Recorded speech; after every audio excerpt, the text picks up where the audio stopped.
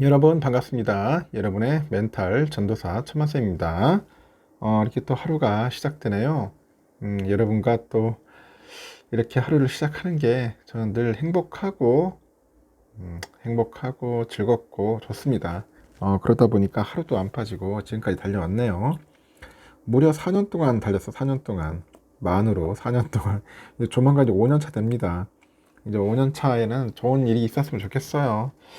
그동안 많은 분들이 힘들어서 고생도 했고, 또 상승장에서 탈출하기도 했는데, 그래도 평단가가 좀 낮아지고, 또 수익도 나야죠. 수익이 나야 재미가 있지.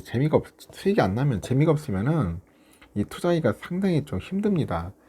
그 심정은 누구보다도 제가 잘 알고 있어요. 겪어봤기 때문에.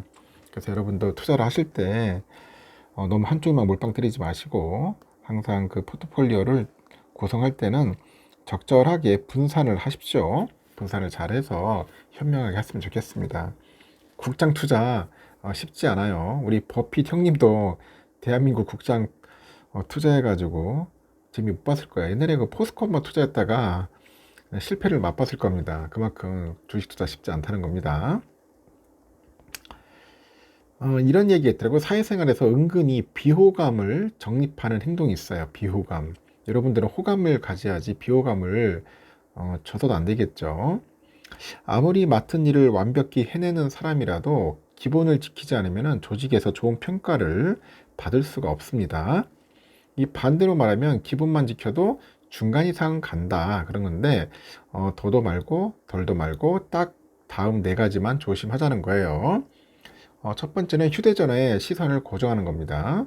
이 눈을 자주 마주치면 호감이 생기는 건데, 이 반대로 말하면 눈을 피하는 사람과는 호감을 쌓기 어려운 겁니다.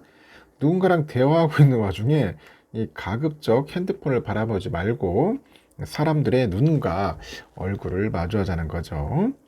두 번째는 부족하거나 과한 외모 관리입니다. 엉킨 머리카락, 덜 마른 빨래 냄새, 지저분하고 긴 손톱으로는 좋은 인상을 남기기는 어렵겠죠. 반대로 과하게 외모에 신경을 쓰면서 시간을 낭비하는 것도 좋지 않아요. 뭐든 적당한 게 좋다는 거예요. 청결하고 깔끔하기만 해도 모두에게 좋은 인상을 줍니다. 세 번째는 공과 사의 경계를 흐리는 겁니다. 이 공적인 자리에서 반말을 한다거나 회의 시간에 사적인 이야기를 하면은 예의 지키지 못하는 사람이라는 평가를 받기 십상이죠. 아무리 친한 사이라도 공적인 자리에선 지켜야 할 선을 지키도록 합시다. 네 번째는 잘못을 어물쩍 넘기는 겁니다. 누구나 실수를 할 수 있어요. 그러나 실수를 인정하지 않고 이 모르는 척 어물쩍 넘어가려 한다거나 자기 잘못이 아닌 척 고집을 피우면 아무도 여러분을 변호해 주지 않을 겁니다. 실수를 빠르게 인정하고 항상 배우는 자세를 가집시다. 알겠죠? 완벽할 수가 없어요. 사람이 어떻게 완벽합니까? 많이 부족하기 때문에 실수를 한다면 빨리 자기가 실수한 것에 대해서 사과하고 또 멋지게 사과하고 잘하면 되죠. 그러면 또 삼성과 관련된 다양한 이야기들이 있던데 한번 살펴보도록 할게요. 지금 호수에 돌을 던지면은 돌이 떨어진 곳을 중심으로 여러분 동심원 모양의 이렇게 물결이 일죠. 주변으로 퍼져나가는데 기존의 일상에 혁신이라는 충격을 주는 돌멩이 같은 기술도 마찬가지입니다. 핵심 기술에서 시작된 영향력이 점점 확산해서 관련 산업과 주변 산업까지 성장하는 이른바 동심원 효과가 나타나곤 합니다. 최근에 1, 2년 사이에 이런 동심원 효과가 가장 두드러지는 분야가 바로 AI라 하더라고요. 이 AI 칩을 만드는 엔비디아에서 시작된 AI 혁명이 인프라의 분야로 다시 또 소프트웨어 분야로 확산을 해요. 결국에는 업종과 상관없이 AI를 활용해서 생산성을 높이는 방향으로 나아갑니다. 이를 투자의 관점에서 보니까 AI 물결이 퍼져나갈 다음 동심원을 예측하는 게 매우 중요하죠. 세계적인 투자은행 골드만삭스가 현재 AI 동심원은 AI 인프라에서 AI 소프트웨어로 옮겨지는 시점이라고 합니다. 골드만삭스의 데이비드 그 수석 전략가가 25년을 앞두고 투자자들의 관심은 인프라에서 애플리케이션 출시 그리고 수익 창출 분야로 바뀔 거다 이렇게 보는데 이 AI 소프트웨어라는 게 뭐냐? 쉽게 말해서 기업과 이 개인이 AI를 원하는 분야에서 쉽게 잘 사용할 수 있는 수단이나 이런 도구를 가리킵니다. 애플리케이션하고 플랫폼, 사이버 보안 솔루션 등이 대표적인데 필요한 내용을 검색하고 요약해주면서 개인 비서 역할을 하는 그런 챗 GPT도 한 예가 될 수 있겠죠. 골드만삭스는 이런 다양한 AI 소프트웨어로 매출을 일으킬 수 있는 기업들에 투자하는 것이 좋은 전략이 될 수 있다고 하는데 그래서 AI 3단계 투자 바스켓을 제시하기도 했어요. 여기에 포토샵 프로그램으로 유명한 어도비하고 고객관리 소프트웨어 분야의 강자죠. 세일즈포스도 포함됐습니다. 실제 AI 소프트웨어 기업들은 지금까지 AI 분야에 많은 돈을 쏟아부었습니다. 이제는 그 투자의 결실을 맺은 곳들이 속속 등장하네요. 이와 관련해서 모건 스탠리가 소프트웨어 기업의 실적이 24년 4분기에 저점을 기록한 뒤에 25년에는 반등하기 시작할 거라고 합니다. 그래서 이런 부분들도 한번 참고하셔서 공부를 하시면 좋겠다. 그런 생각이 드네요. 요즘 또 환율 때문에 좀 난립니다. 환율. 큰일이었습니다. 지금 1460원대를 맴돌다. 부산의 그 선박 부품업체 A사가 요즘 환율을 확인하기가 두렵다고 합니다. 중국에서 달러로 사서 들여오는 철강 원자재 값이 폭등했다는데 그래서 부품을 수주해서 수출하기까지 최소 2, 3일씩 걸리는데 요즘처럼 환율 변동폭이 크다 보니까 이 환차선만 수억 원에 이른다. 그죠? 수억 원에 이른다면서 물건을 팔수록 손해가 쌓인다죠. 납품하지 않으면 기업을 유지할 수가 없어서 일단 버틴다고 합니다.